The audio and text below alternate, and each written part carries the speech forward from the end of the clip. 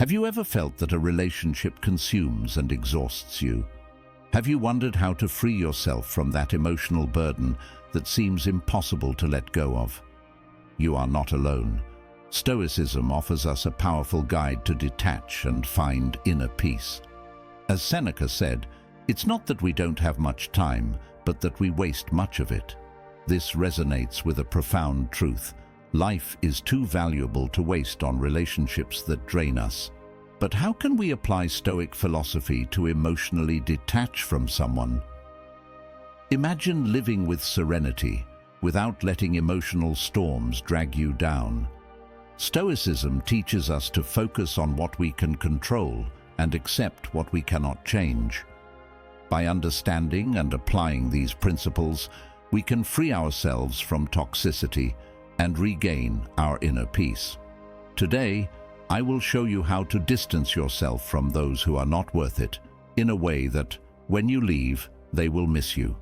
But by then, you will have healed and have a different perspective, one in which you value your mental peace and healing solitude, appreciate good people, and distance yourself from the bad ones. That's what you will learn today. I don't promise more or less than that. Today, you will learn to detach from someone and succeed in the attempt, as long as you follow all the instructions well. Now, if you are new here, please like the video and subscribe. Statistics show that only 15% of my audience is subscribed to the channel, so if this content has helped you in any way, I ask you to subscribe and hit the notification bell. Now, let's start this transformative journey together. Now, without further ado, let's begin. Strategy 1. Identify why you need to detach. To start on the right foot, we must understand that emotional detachment is an introspective journey that requires courage and determination. It becomes a fundamental pillar for psychological well-being. The crucial first step is to understand the deep reasons driving you to seek emotional distance. These reasons, which must be genuine and valid, will be the compass that guides you in moments of doubt. It's essential to recognize that as human beings, we are prone to fragility and may feel tempted to revert to old patterns due to inertia or apparent acts of kindness, such as in abusive relationships, where moments of kindness from the abuser can make you question the severity of the abuse. However, it's crucial to remember that these moments do not erase the inflicted wounds. The abuser, perceiving your attempt to emotionally distance yourself, may intensify efforts to win you back. However, this behavior does not respond to genuine love, but to a desire to maintain control and manipulation. During detachment, it's vital to keep the reason for your decision present. Reflect on every conflict, drama episode, and toxic act. Think about how these negative experiences have affected you, transforming you into someone you neither recognize nor appreciate. This constant reminder will act as a shield against the temptation to fall back into harmful patterns. It's crucial to seek support from trusted people like friends, family, or mental health professionals. They will offer an objective perspective and provide the emotional support necessary in moments of weakness. If you don't follow the advice, consider what advice you would give to a friend going through a similar situation. This is known as the spectator bias, where people tend to offer better advice and make more rational decisions for others, compared to when they face similar problems in their own lives. For example, you might give a friend advice on improving communication and resolving conflicts in their relationship, but find it difficult to follow your own advice in a similar situation. So, if you don't trust someone, use the advice you would give a friend to make the best decision. Strategy 2. We have no control over external events, only over our responses. Let's accept loss as part of the nature of life, focusing on what we can control, our attitudes and actions. From a psychological perspective, facing this fear involves working on our emotional resilience, recognizing and accepting our emotions without letting them dominate us. Cognitive behavioral therapy, for example, can help people challenge and change irrational thoughts that fuel the fear of loss, promoting a more rational and balanced attitude towards life. Stoicism teaches that fear does not reside in the loss itself, but in our resistance to the change it brings. Stoic wisdom suggests that we must recognize that loss is part of the natural flow of existence and that fear is a choice.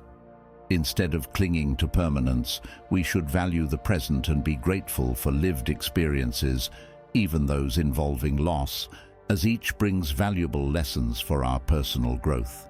With practice and reflection, it's possible to reach a place of serenity and inner strength where the fear of loss transforms into a calm acceptance of the transient nature of all relationships. Let's move on to the next strategy to learn more about how to cope with attachment, or how to lose the fear of losing.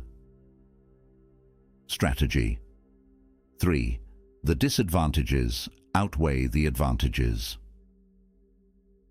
Let's not fool ourselves. If we have reached this point, it's because you really need to detach from a person, and the disadvantages outweigh the advantages of being around them. Reflecting on the benefits and disadvantages of interpersonal relationships is a valuable exercise for fostering emotional independence and self-knowledge. The benefits of having someone in our life can include emotional support, companionship, love, motivation, and learning through shared experiences. On the other hand, disadvantages can arise when there is emotional dependency, conflicts, or when the person's presence limits our personal or professional growth. The exercise is to make a list of the advantages and disadvantages of staying close to that person. Then, analyze which advantages are relative and which are absolute. Absolute advantages are those that only that person can provide, while relative advantages are those that you or another person can give, not necessarily that person. To reduce dependence on the benefits one person can provide, it's useful to identify which of these benefits we can provide ourselves or find in other sources. For example, emotional support can also come from friends, family, or even a therapist.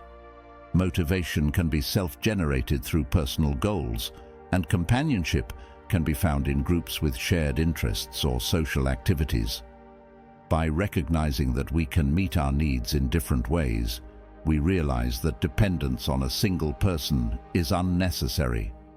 This understanding is key to healthy detachment, allowing us to maintain relationships without losing our autonomy.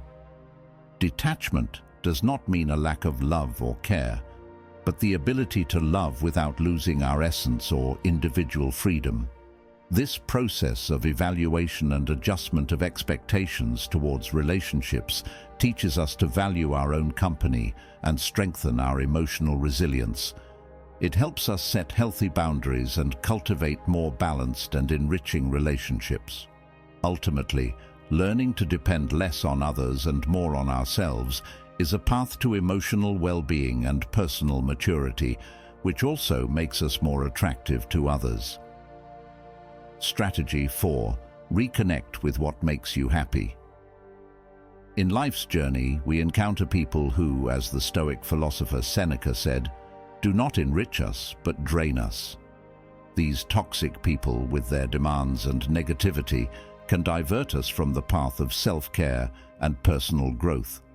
We find ourselves trapped in a vicious cycle of dedicating our time, energy, and financial resources to meet their needs, forgetting our own aspirations and well-being. As Marcus Aurelius said, "Do not be disturbed by what others think of you. What matters is what you think of yourself and what you do according to your own nature." However, there is always an opportunity for personal rebirth and reconnection with our inner selves. It is essential to take a step back and re-evaluate what truly brings us joy and satisfaction. This process of self-discovery can be a solitary journey, but it is a necessary path to regain control of our lives and happiness. Epictetus reminds us, "Do not yearn for what you do not have. Instead, make good use of what you have." Discovering what we truly value and enjoy is an invaluable gift we give ourselves. It is a continuous process that requires us to be conscious and present at every moment. By doing so, we can begin to fill our lives with activities and people that reflect our true interests and desires. Therefore, I invite you to embark on this journey of self-discovery. Dedicate time to reflect on your past experiences, recognize the lessons learned, and use that knowledge to forge a future where you are the priority.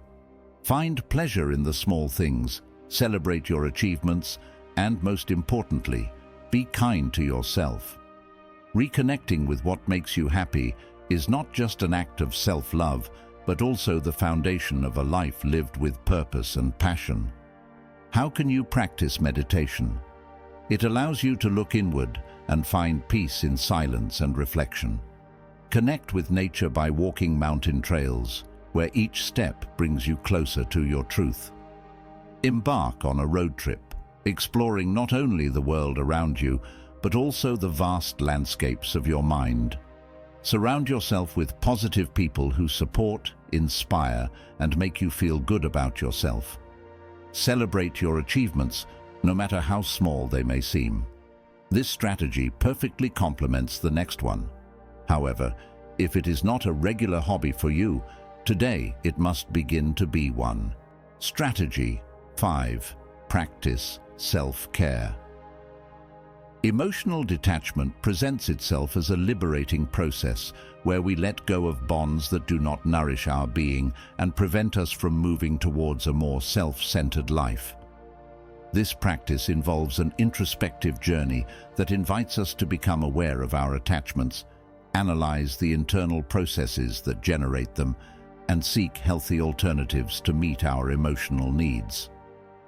The Stoics, defenders of life in harmony with nature and reason, teach us that happiness resides in virtue and self-control, transcending external possessions or relationships. Physical exercise is an excellent way to start, as it not only improves physical health, but also provides mental clarity and reduces stress. Reading, on the other hand, offers an escape and a way to acquire new perspectives. These two practices have a significant impact on our minds and are powerful tools to manage the stress of daily life. When we exercise, our bodies release endorphins, known as happiness hormones, which are neurotransmitters that promote a sense of well-being and can relieve pain. These endorphins improve our mood and can make us feel more optimistic and less anxious. Concentration can provide a mental break, allowing the mind to recharge and prepare to face challenges with a renewed perspective. Regular exercise practice can also have long-term effects on our ability to manage stress. By exercising, we can teach our bodies to better handle physical stress, which can translate into better management of emotional stress. Exercise can help reduce muscle tension that often accompanies stress and promote a state of relaxation after physical activity. But remember, it's not just about practicing a sport, going to the gym, or walking every day. We must also relate this behavior, or rather this new lifestyle, with Stoicism. Remember that we must be resilient people, one with nature and life itself. Why do I say this? Because exercising and reading take us away from stress and negative thoughts for a few hours. But once we finish, what do we have? That is why, with Stoicism, we learn to stay and make our daily bread that happiness we feel when exercising, but without exercising. You have now reached the halfway mark of the video. I congratulate you for trying to become a better version of yourself, and I also humbly ask you to leave a comment, as it helps my channel immensely. If you do not know what to comment, just write mind over body, so I know you reached this far. And don't forget to subscribe for more content like this. Also, I've linked some books on Stoicism that helped me become the man I am today, and will also help you achieve a Stoic mindset. Strategy 6. Be patient. Patience with oneself is fundamental in the process of untangling the complex threads of our lives. As the philosopher Friedrich Nietzsche said, patience is not simply the ability to wait, it is how we behave while waiting. This patient behavior is essential when facing the task of disentangling ourselves from those who have left a negative mark on our lives. It is not a process that is completed quickly. It requires a constant commitment to self-compassion and kindness. It is crucial not to punish oneself for occasional setbacks. Allowing oneself to fall is human, especially when distancing from toxic relationships that have been deeply rooted in our lives. Instead of self-criticism, it is preferable to channel our emotions towards self-protection, self-care, and self-awareness. These acts of self-love are the foundation upon which we can build a fuller and more satisfying life. Self-love drives us to seek the best for ourselves, and it is this desire that guides us towards forming stronger and more meaningful relationships. By cultivating healthy connections, we create an environment that favors our personal growth and distances us from those who harm us. These new relationships act as a balm, healing past wounds and allowing us to move towards a more promising future. In this journey, it is important to remember that each step, no matter how small, is progress. Each act of kindness towards oneself is a victory, and with each passing day, choosing self-compassion over self-criticism brings us closer to the life we deserve and desire. Patience is, therefore, not just a virtue, but a powerful tool that allows us to weave a new narrative for our lives, one in which we are the authors of our happiness and well-being. Strategy 7. Love them from afar. This strategy is for those family members or loved ones who exert a toxic influence on our lives. Often these individuals cannot be completely removed from our environment, forcing us to seek a balance between the affection we have for them and our own well-being. As the philosopher Friedrich Nietzsche said, "Love is blind, friendship closes its eyes." Sometimes love requires selective vision, especially when it comes to protecting our mental and emotional health.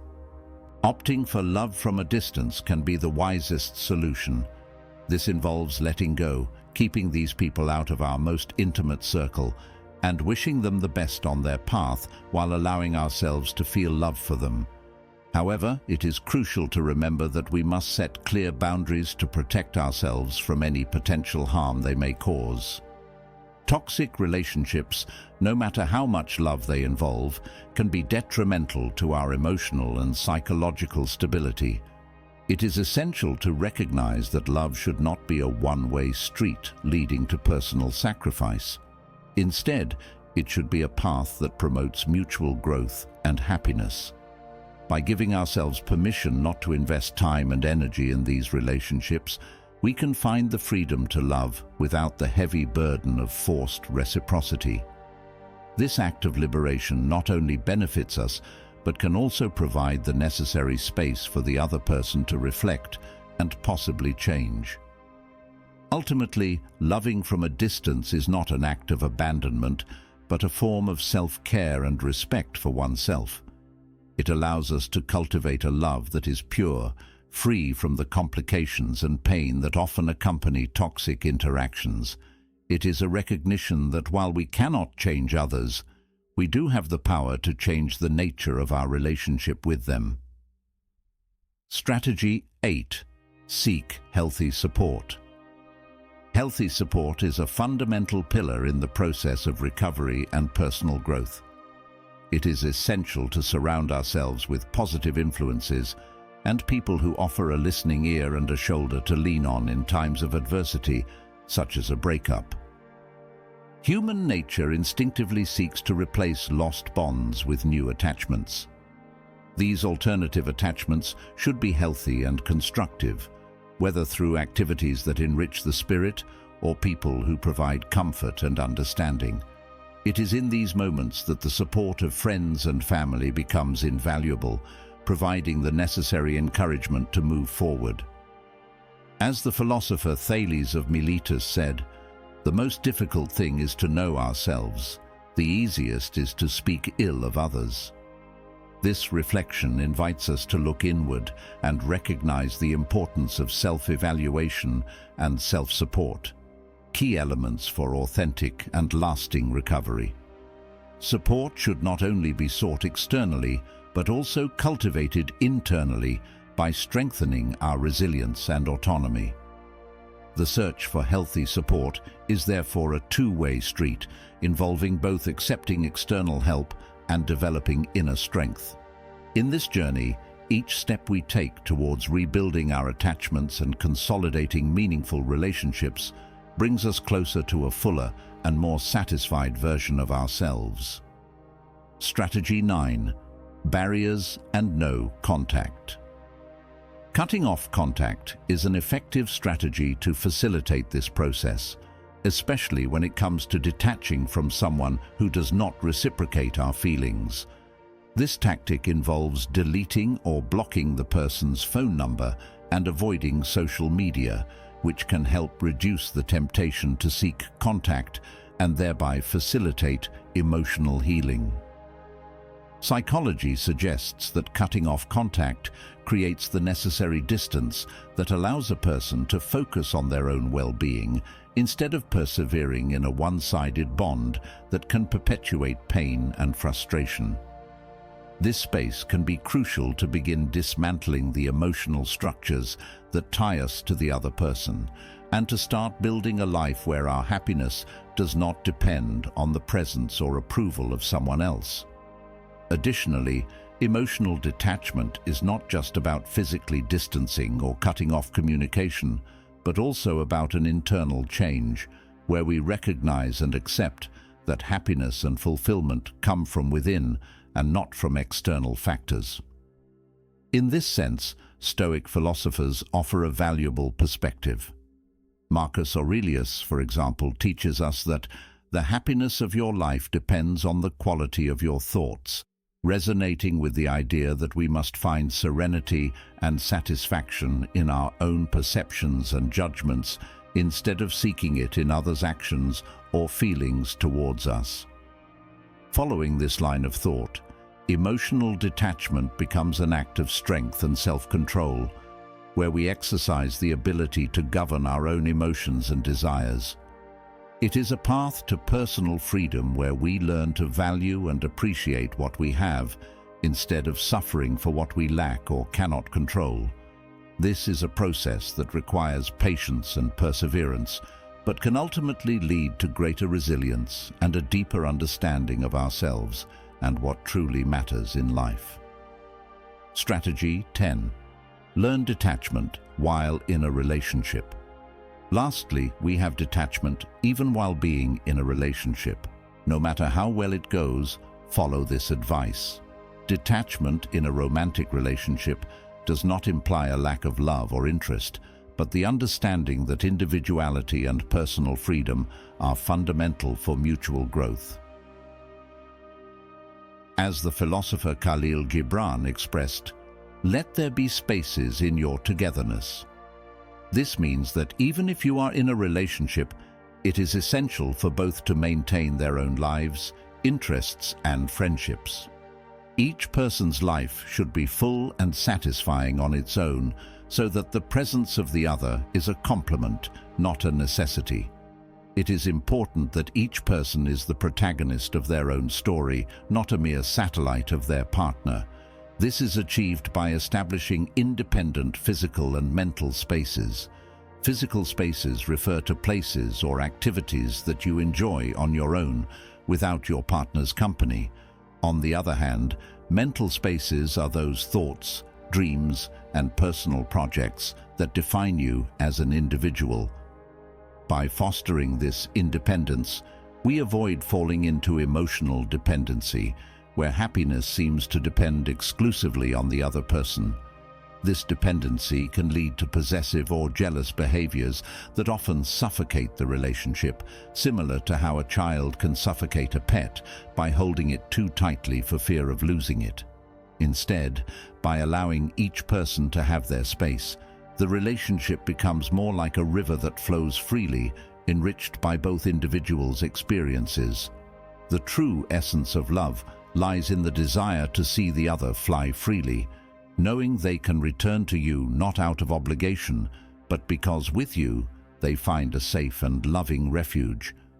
This mutual understanding creates what could be called the cloud effect, where the relationship expands and elevates, allowing both to become the best version of themselves.